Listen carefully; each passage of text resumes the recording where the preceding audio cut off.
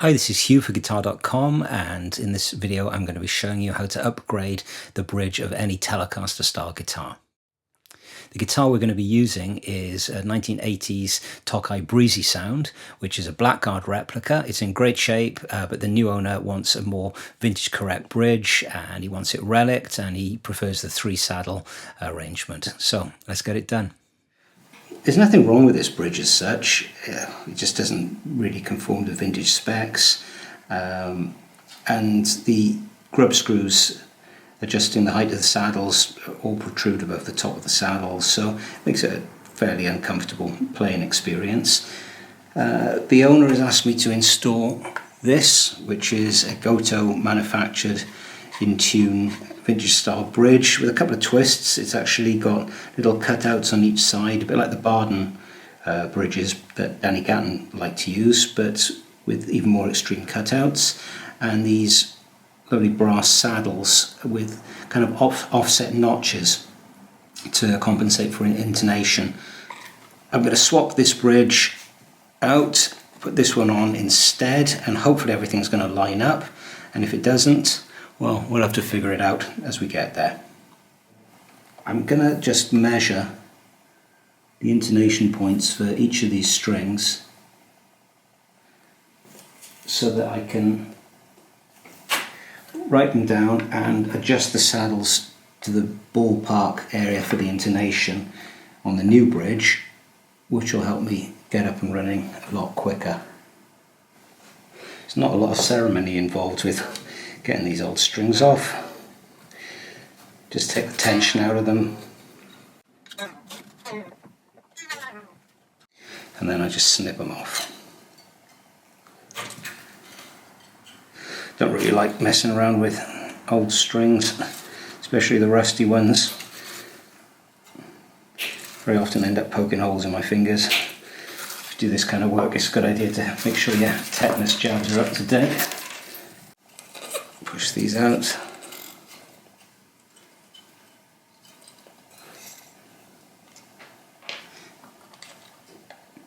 Oh, we've got a missing screw there. Wonderful.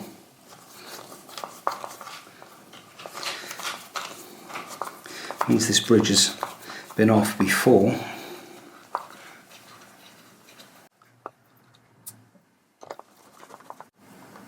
Just notice you can see the reflection of the camera in the control panel.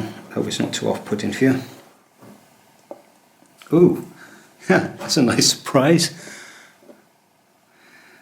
Fender Custom Shop. Wasn't expecting that. It certainly wasn't in the advert when my friend bought this, so I think he's going to be rather pleased to find out there's a set of well, presumably a set of Fender Custom Shop pickups in here. It looks like a steel base plate, cloth wire, proper string wrap around the coil.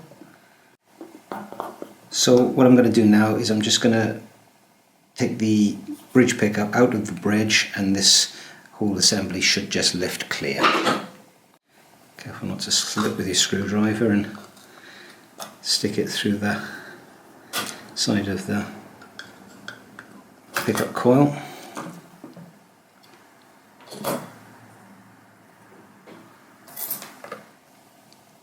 If I get this lined up on here, it's not perfect. The middle two screws are good. I may need to plug the outside holes. The other thing I need to do is actually fix the pickup to the plate and make sure that there's actually got enough wiggle room underneath. So I'll get that done now, and we'll hope for the best. Okay, it looks like this is going to line up pretty well. The string holes actually line up really well with the original through body holes, so I'm just going to get a couple of the screws in here.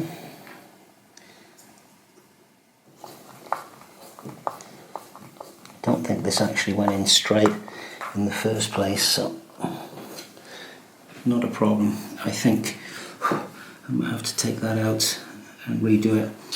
Okay, yeah, that is always going to bother me. So I think what I'm going to do is I'm going to stick some dowels in these original screw holes, and using this one here as a guide, yeah, I'm going to re-drill the holes and make new screw holes, otherwise it's a bit of a bodge job. This is probably the most suitable bit of doweling I've got. It's beechwood, I believe, and fairly hard. I'm just going to measure this with digital calipers. Yeah, 4mm. Yeah, this is 4mm doweling. And these holes, probably, I use a drill bit to gauge these.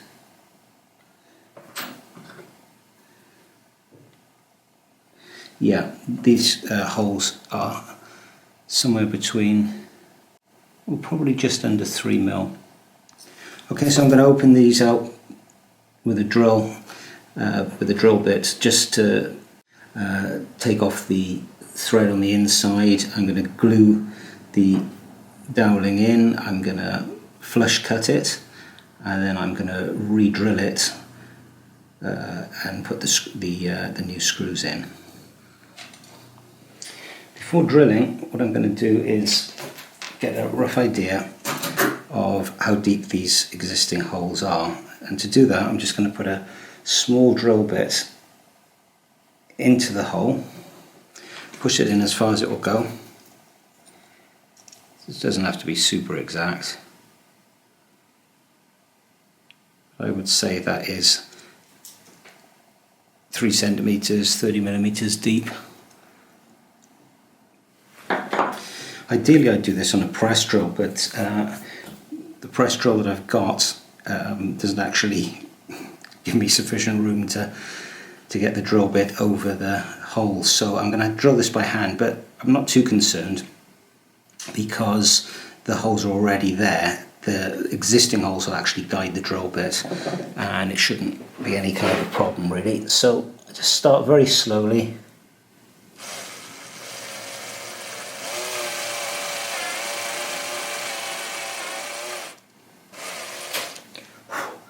The idea being to avoid damaging the finish.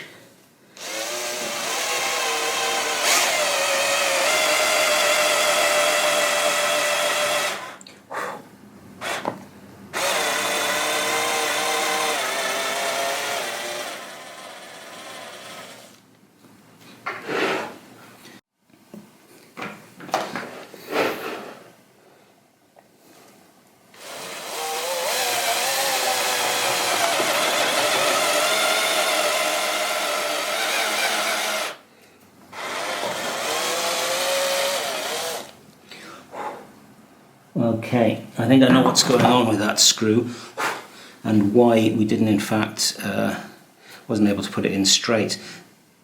You might have heard it from the sound, but the original screw is actually broken off inside. So there you go. That's the joy of working on old guitars, but that is never coming out. And 3 screws is sufficient to hold this really. Yeah, I wouldn't have any concerns. You see a number of Strat bridges that are basically just held in place by 2 screws, so 3 on a Telecaster is absolutely fine. Okay, so we've got 3 dowels cut to length now, and I'm going to be using this Titebond original wood glue, which is extremely common throughout the guitar building and repairing world. Just going to get a little bit on the dowel itself. I don't want to put too much on because it'll actually prevent the dowel from seating all the way home. So just try and get that in there. Just going to tap it in gently.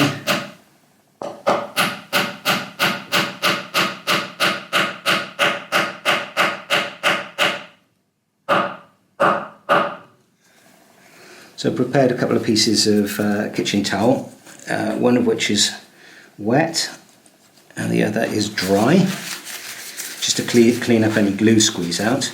This glue should set hard enough within about 20 minutes, and I'm just going to get this last little bit of dowel in here, and then I'll flush cut them and we can think about mounting this new bridge.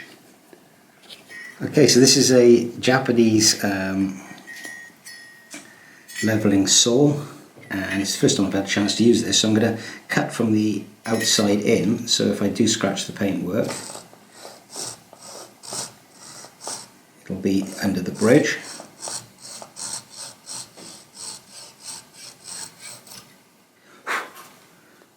It's a flush cut saw actually. Well, that is absolutely phenomenal.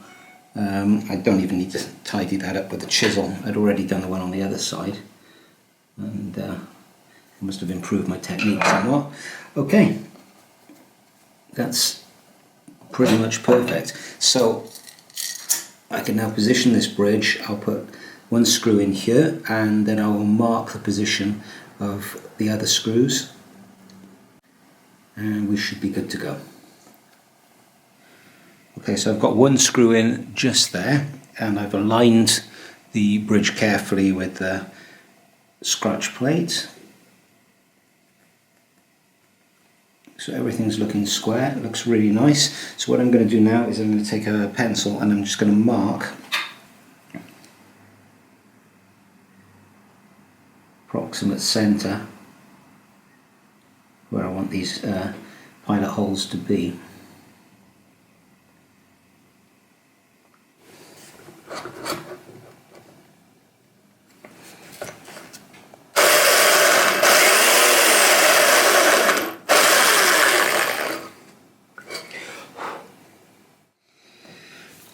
The bridge is on. There's really nothing much I could do about this this screw hole here, which had the screw snapped off inside it. So what I ended up doing was just screwing it in about a third of the way and then tapping it across to force the remaining bit of screw that was in the hole across to one side and then put it in. It's gone at a slight angle compared to the others. Doesn't look too bad. The alternative is gouging great big holes out in the body, trying to get the snapped screw out, replugging it and making a complete mess of it. This screw's at a slight angle.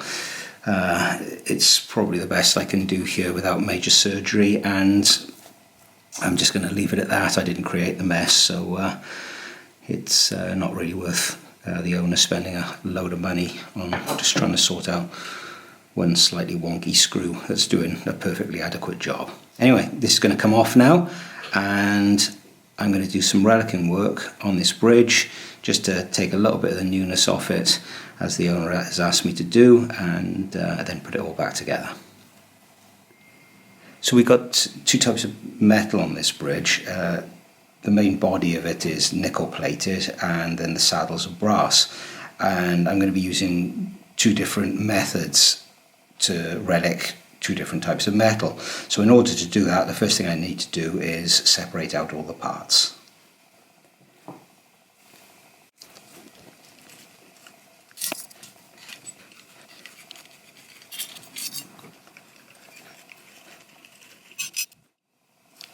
I'm going to use some PCB etchant to relic this bridge plate. I'm going to go really light on it, because the parts, the other metal parts on the guitar don't look particularly old, and I don't want this to go all kind of grey and mucky looking. I just want to take a little bit of the shine off it.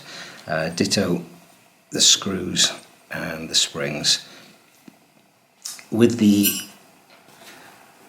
saddles, what I'm going to do is use an old antique restorer's trick, and I'm just going to let these sit in some ammonia fumes for a while in a sealed container. They're not going to go into the ammonia itself, they're just going to sit in the vapors, and that usually does a good job of darkening up brass and giving them a little bit of age. And then when you play them, the top polishes off and you get that kind of shiny contrast between the dark metal and the areas where the play wear occurs, and it looks really good, and it happens really quickly as well. So Okay, let's get to it. If you're relicing nickel, it's really important to get all the grease off, and I'm using this stuff here, isopropyl alcohol, which is very easy to find online. There's a multitude of uses. I could use acetone as well, even a really good wash in soapy water. One of the problems is that grease and oils from your hands can quite easily get onto the metal, which is why I'm wearing gloves.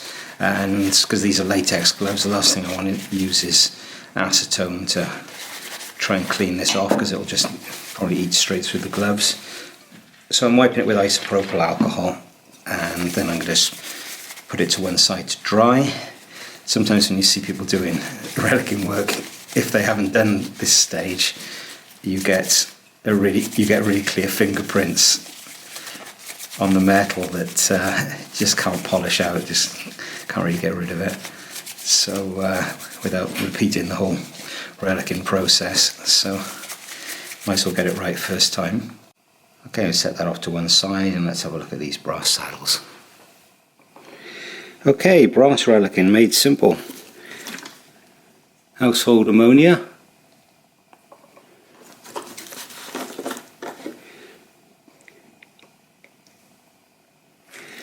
into the bottom of a takeaway container. Wear a mask if you can. Saddles have gone into this little glass container. Put the lid on as quickly as possible. Ugh. Ammonia is just horrible stuff. I'm just going to put this outside and get some fresh air. Okay, nickel time. Ferric chloride.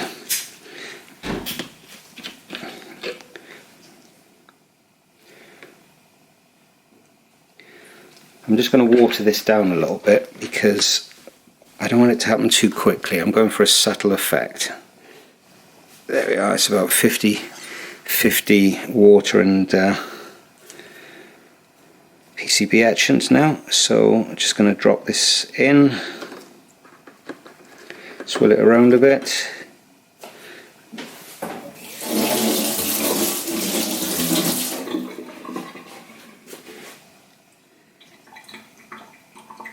And that's pretty much it. So I'm going to remount the pickup now before I remount the bridge, and I've slightly aged the top of these pickup screws with the ferric chloride, and I've put these the latex spacers on the back, which is great because it holds them in position. Makes this job considerably less fiddly. It's obviously a lot faster to do this with an electric screwdriver, but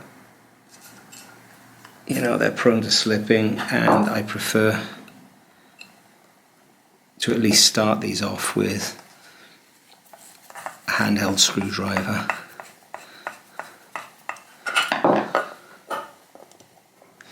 So I don't slip off and damage the pickup coil. Okay, they're all started. So let's get these screws in here on the bridge. I also relic these up a little bit.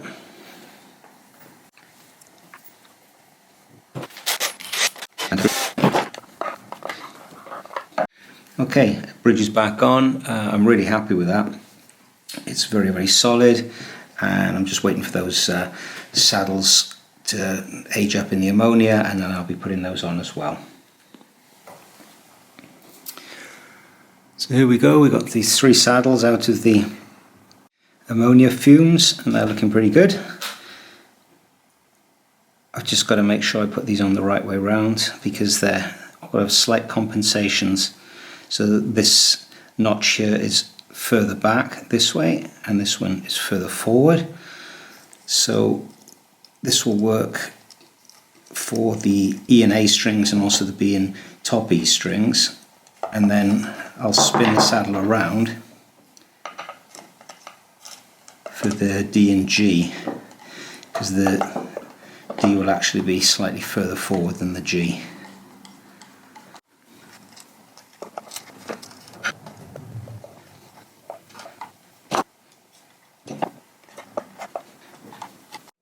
The ammonia has taken off the kind of yellowish gleam and it's gone a much darker colour. This will probably just continue naturally now in a couple of months' time. These will really darken up and start to look excellent. A lot of relicing is just really kick-starting the process. So what I've got to do now is grab my ruler, refer back to my original notes for the intonation settings. And what I'm going to do is I'm going to just roughly set these saddles for intonation based on my previous measurements, and it'll give me a good kind of starting point, after which I'll be able to just tweak things around just to dial it in exactly.